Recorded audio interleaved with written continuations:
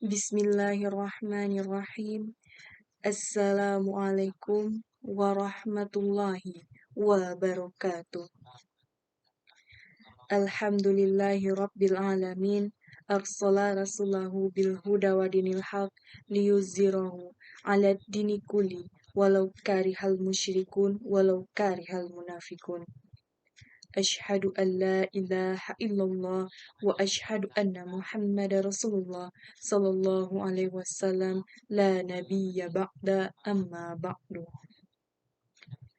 Segala puji kita ucapkan atas kehadirat Allah Subhanahu wa taala yang telah memberikan kita segala nikmatnya, yaitu nikmat sehat, nikmat taufik hidayah, nikmat inayah, dan nikmat yang paling besar adalah nikmat iman dan Islam. Salawat sertakan salam tidak lupa pula kita hantarkan untuk baginda Rasulullah Sallallahu Alaihi Wasallam dengan mengucapkan Allahumma salli ala Sayyidina Muhammad wa ala ali Sayyidina Muhammad yang telah membawa kita umatnya dari zaman jahiliyah kepada zaman yang berilmu pengetahuan seperti saat sekarang ini. Baiklah, untuk mempersingkat waktu, saya Rizka Ramadhani, NIM 34211000 akan membawakan pidato tentang hijrah. Hijrah adalah proses seseorang dalam memperbaiki diri menjadi lebih baik. Dari seorang pendosa yang ingin menjadi hamba Allah yang taat kepadanya. Seseorang yang sudah mendapatkan hidayah dari Allah merupakan suatu nikmat yang paling besar. Maka janganlah sia-siakan kesempatan yang telah Allah berikan kepada kita. Jemputlah hidayahnya itu dan berhijrahlah di jalan Allah. Untuk bisa sukses dalam berhijrah, ada beberapa tips yang harus kita lewati. Yang pertama, berniat ikhlas karena Allah Subhanahu wa taala dari dalam hati kita. Yang kedua, menyesali segala perbuatan dosa yang pernah kita lakukan. Yang ketiga, mengganti perbuatan dosa dengan perbuatan baik. Yang keempat, mencari lingkungan yang baik. Yang kelima, memahami syahadat dengan baik. Yang keenam, mempelajari Al-Quran. Yang ketujuh, terus beramal walaupun sedikit. Yang kedelapan, menggali terus ilmu agama. Yang kesembilan, mendekatkan diri dengan orang-orang yang soleh. Yang kesepuluh, berdoalah memohon keistiqomahan kepada Allah karena berhijrah yang paling susah itu adalah istiqomahnya.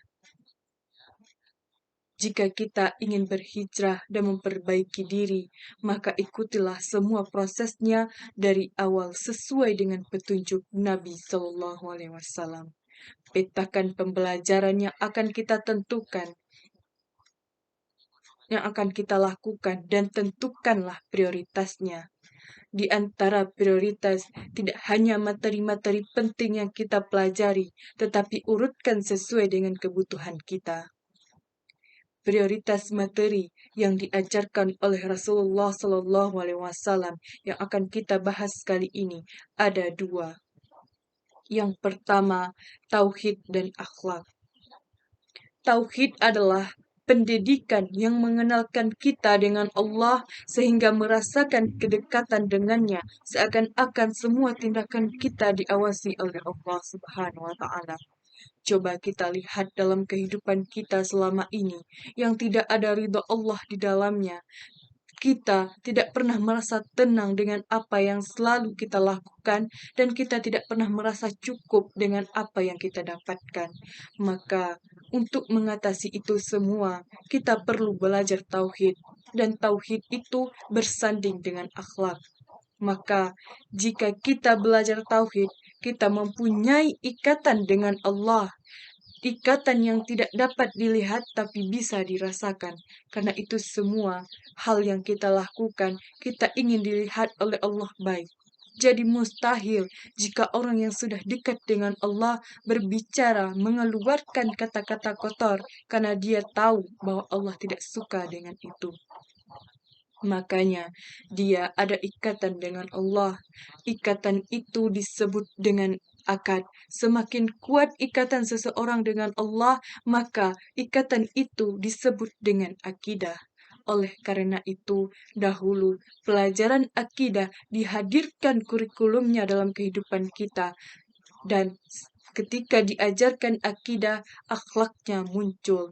Makanya dulu ada pelajaran akidah akhlak. Semua orang yang sudah Islam mempunyai ikatan dengan Allah. Akhlaknya berubah dari jahiliyah menjadi terbuka, dari pencela jadi pencinta, pemukul jadi perangkul, dan dari orang yang pelit menjadi orang yang dermawan. Jika jika akidah kita baik, maka akhlak kita juga akan ikut baik. Yang kedua, fikih.